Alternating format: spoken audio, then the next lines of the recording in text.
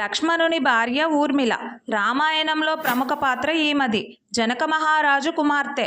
సీతను రాముడికిచ్చి వివాహం చేసినప్పుడు సీత చెల్లెలైన ఊర్మిళను లక్ష్మణునికి ఇచ్చి వివాహం చేశారు.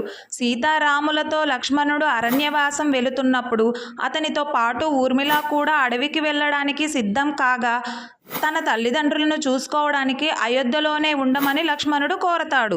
రాత్రి వేళలో అడవిలో సీతారాములకు రక్షణగా ఉన్న లక్ష్మణుడికి నిద్ర వస్తుండడంతో తన కర్తవ్యానికి ఆటంకం కలిగించొద్దని ఈ 14 ఏళ్లు తనని విడిచిపెట్టమని నిద్రదేవతను వేడుకుంటాడు.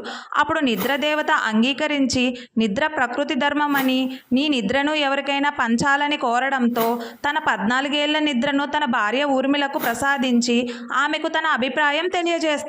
భర్త కోరిక ప్రకారం ఊర్మిళాదేవి సంతోషంగా నిద్రను పంచుకుంటుంది. ఈ 14 ఏళ్ల నిద్రని ఊర్మిళాదేవి నిద్రగా పిలుస్తారు.